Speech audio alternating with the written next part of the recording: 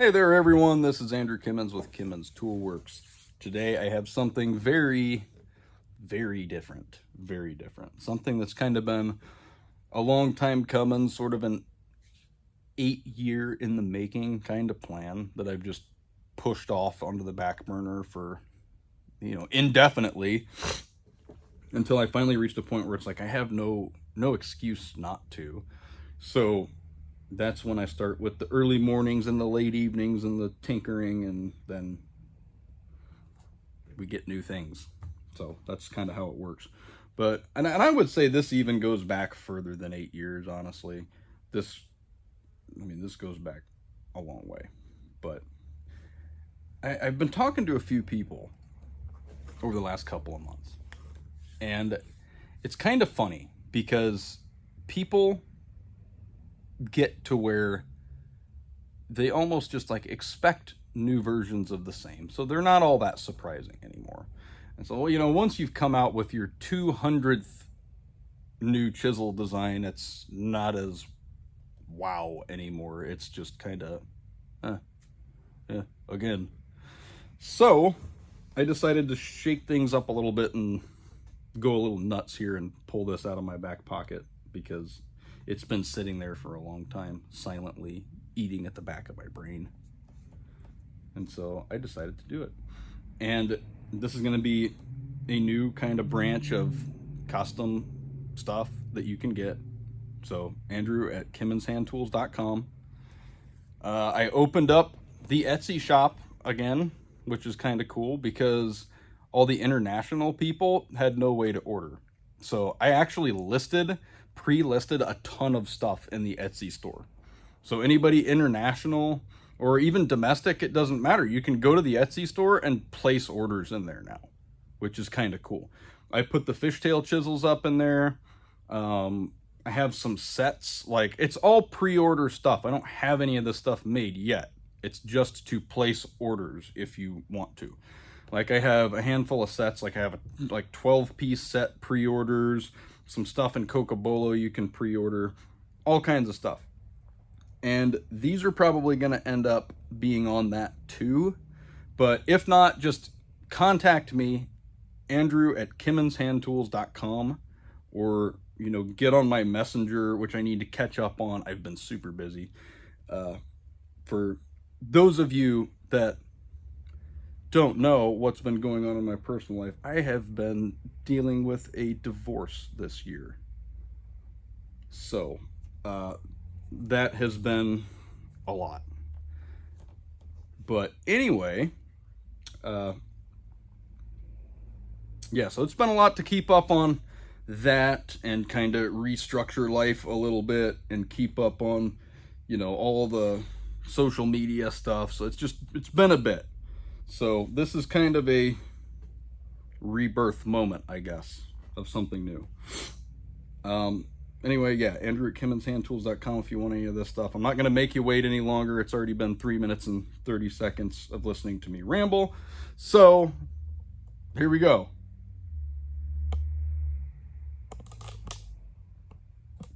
Wouldn't it be cool if you could take the performance of your woodworking tools from Kimmons Toolworks and take that into the kitchen? Wouldn't that be neat? Somebody should get on that. Oh wait, somebody did. There's my cheesy little intro. I know, right? Totally different. They're all smudgy because this isn't my first take of the video, and I literally cannot re-clean these every video. So they have some smudges on them, but that's okay. These handles are all in Bubinga. These are all prototypes. That is a chef knife with a really highly ergonomic handle. Extremely ergonomic handle. This thing feels really good. And that was actually feedback from my mom. I sent her pictures of one of the original ones I was doing, and she's like, nah, like, you gotta have this, you gotta have that. It's like, okay. So that's where we ended up with this design, actually. So, and it's pretty sweet. We're going to be doing a bunch of different options here. You're going to have handle options just like with the woodworking tools. So if you like Cocobolo handles for your woodworking tools and stuff like that, guess what? You can get Cocobolo handles on your kitchen tools as well. And the steel options I'm going to be running for these is, first off, 154 CM is the base model. That's the most affordable one. 154 CM is kind of like an updated version of 440C, like a modernized version of it. So it's a really good performing base model steel for use in the kitchen. And that's why I chose 154 CM. It's a really good starting point, especially if you don't want to pay the extra money for crazy steels. From there, we are going to go up to, and they're kind of on the same plane, they're just different. I'm going to offer them in Magnacut, in CPM Magnacut, and in CPM 20 CV, which I remember where this idea initially came from. Was the first knife I ever bought in CPM 20 CV. And I thought, this would make a really good kitchen knife. People need to do that. And so that's kind of where this idea came from.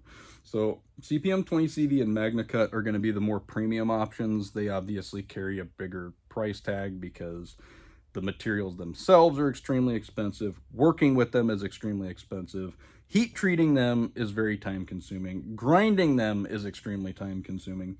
So anything you do with 154 CM, you're going to just do for longer with Magnacut or 20 CV. The differences between Magnacut and CPM 20 CV for the guys that want to go premium, and basically you're going to get a finer, sharper edge that will kind of hold longer, I think, with the 20 CV. It's definitely going to be finer, but you're not going to get the toughness of Magnacut. So, like, you don't want to get a CPM 20 CV knife and go chop bone. Like, whereas it would probably be fine, that's a better application for Magnacut because you get more toughness with the Magnacut.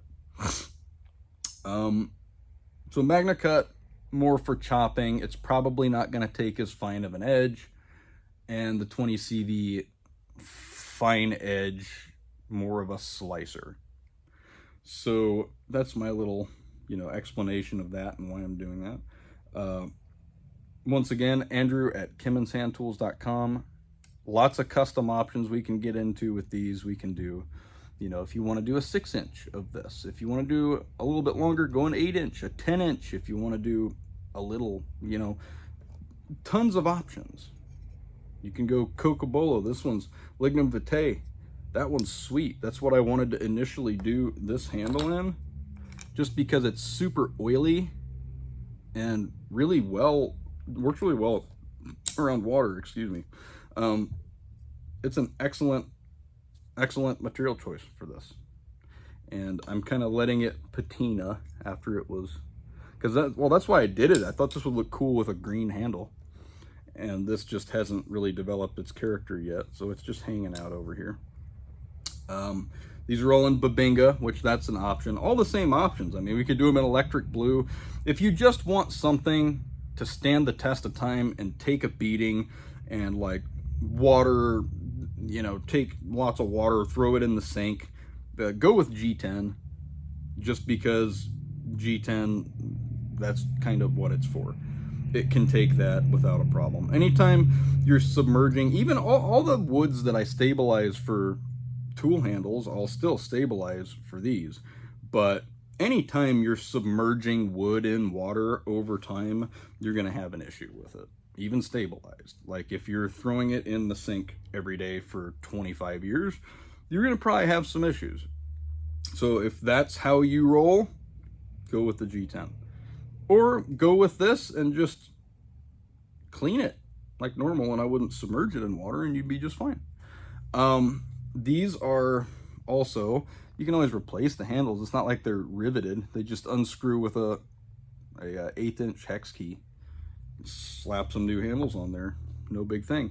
That's actually one thing I dislike about a lot of kitchen knives is the cutler's rivets, where it's like your handles are just on there forever unless you drill them off. Like, I like the whole modern, you know, hunting knife and pocket knife world where you just unscrew the thing. So that's how I wanted to do my kitchen knives. You just unscrew them, and if you want to put a different handle on it, go for it.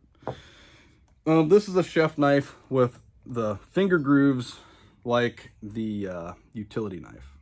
And mind you, these little hanger notches back here, that's an option. You don't have to have those. You can just do a solid handle too. The only reason I did mine like this is because I want to hang them in my kitchen. So that's what we're doing for that. But there's a lot of, you know, good safety features here too, because chances are, if there's a mistake that can be made with a kitchen knife, I've done it. I mean, I cut myself quite often. Accidentally, of course. I'm not the type of person to, you know, cut myself intentionally. I actually really do not care for being cut, believe it or not, even though I'm usually have cuts all over me. That's what happens when you just work with sharp things for a living. There's a reason why I haven't put bevels on these yet, because you see how I handle stuff. And even if it was sharp, I'd be handling it the same way. There's a reason I keep a suture kit in my toolbox. I do a lot of things myself around here. It's kind of messed up, but that's all right. Yeah. Kind of lost my train of thought. That's okay. Nice ring to it. Then we have a Santoku knife, which I did a 6-inch because I have a 5-inch and a 7-inch. And every time I use the 7-inch, it's like, this could be a little smaller. And then every time I use the 5-inch, it's like, this needs to be a little bigger. So I figured if I'm gonna make one Santoku knife, it's gonna be a 6-inch. And there we go. And that's a Japanese style knife. It's kind of like a cross between a chef's knife and a cleaver. And I actually use this style of knife a lot in the kitchen. I, for most things, prefer this style, and I don't know why. I don't have any logical, scientific reason for it. It's just, they work well. So yeah. And then we have the final one, and mind you, there's all kinds of options. We can do some steak knives. We can do all of these in different sizes, different handle materials. We got 3 different blade steels. The last one is a boning knife, which I almost didn't do because I figured, and I honestly, after the thousands and thousands and thousands of blades that I've heat treated, I thought to myself, I was like, there's no way I'm going to pull off a boning knife and not warp it and destroy it. So I almost didn't even do it. And that's what I was thinking that I wanted to do. And I sent my mom a text message because she'd been like looking at everything throughout the process. And I was like, well, I got this one blank left. What should I do? Because she cooks a lot and spends a lot of time in the kitchen. She said, make a boning knife. And I read that message. It was late at night. I fell asleep. Didn't even respond to it. I just woke up the next morning and made a freaking boning knife. I was like, okay. It's what I was thinking anyway. So, and well, that's the thing, is it's like, they're so thin. They're so thin. But I wanted rigidity too. It's like, it's a very, very, very fine grind, but I still have some robust spine to it. And because they have to flex. I don't know if you see that, but like a boning knife needs to have a lot of flex to it. And so we pulled that off just fine. And it's actually really comfortable, really ergonomic. This is kind of a little finger location I have here. That's not part of the blade. The blade would end, the honing would end here.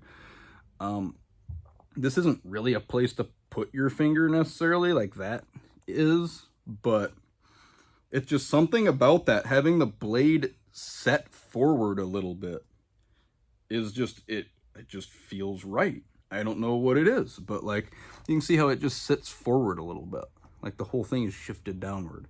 I don't know. I've filleted a lot of fish. I grew up fishing, and it's like, this would have been ideal, really. So yeah, that in G10, that would make a cool knife for filleting fish, especially in something like Magnacut, something with the toughness, 20 CV, whatever. Even in 154 CM, that's plenty good for getting the job done. Like 154 CM is a really good steel for a pretty decent price, honestly. That's why I decided, like, out of all the budget, maybe that's not even the right word for it, because 154 CM is not that cheap. But out of all the kind of budget steels, 154 CM is kind of the best for this, in my personal opinion. And I don't know if I mentioned it, it's like an updated version of 440C, like a better 440C. And like the CPM 20 CV is an American copy of M390, which was a German steel that came out in the early 2000s. So like all the steels that I'm going to use are all American steels. Enough said. Yeah, all of them. The 20 CV, the Magnacut, all American made. And I mean, CPM, Crucible Industries, Crucible Particle Metallurgy, that comes from the US. Any steel that says CPM comes from the US.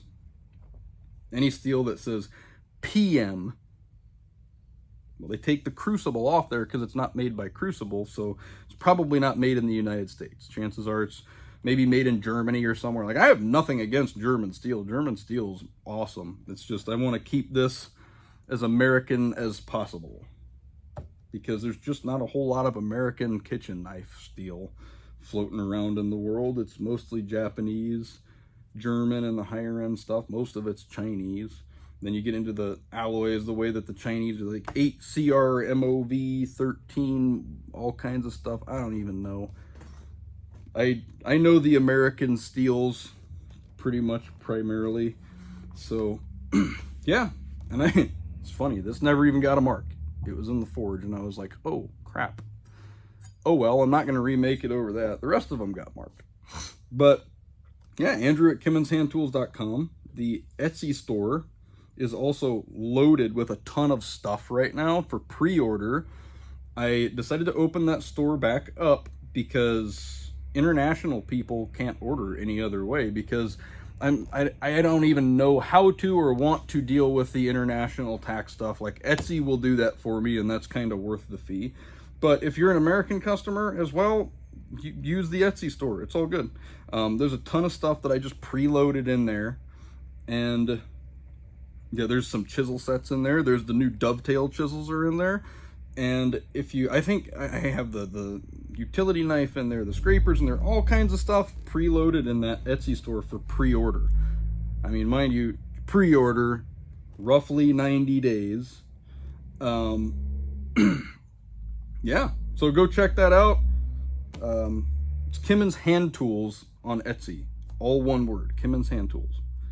And that shall take you, and like a bunch of weird stuff comes up that's not mine. Chances are, if it looks like junk, like it's like some like forged blade that a dude like welded to a socket and stuck to a broom handle, that's obviously not my stuff. So I've seen stuff like that. And like for 150 bucks, be like, here's this chisel for 150 bucks. It's like, you welded it to the freaking tang, dude. Like, you don't just weld blade steel to a tang and shove a broom handle in it and be like, here, 150 bucks, it's a smoking deal. Like, no, it's not. You made it from a leaf spring, bro. Okay, I'll vent some other time.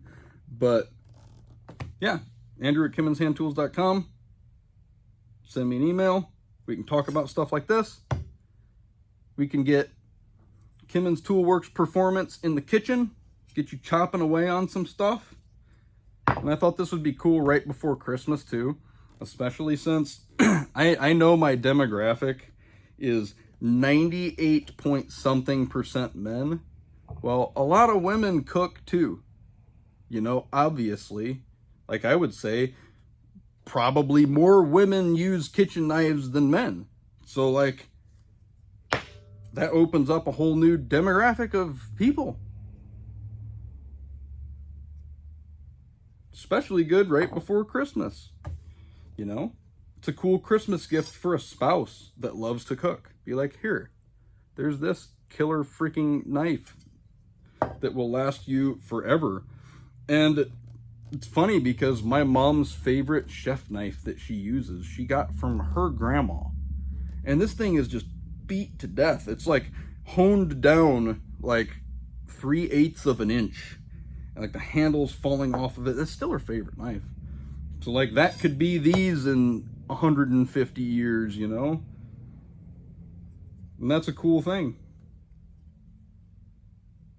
Anyway, Andrew at KimmonsHandTools.com. Tons of options. You don't have to have the notch. I like the notch. If you want to hang them, we can do the notch. No big deal. Handle options, tons of blade options. Like anything else, I mean, obviously these aren't cheap, but they're also not crazy compared to other knives on the market. I mean, I'm pretty well equipped to tackle things like this, so they're not ridiculously expensive, but Christmas present for somebody. That'd be a killer Christmas present. I'm just saying.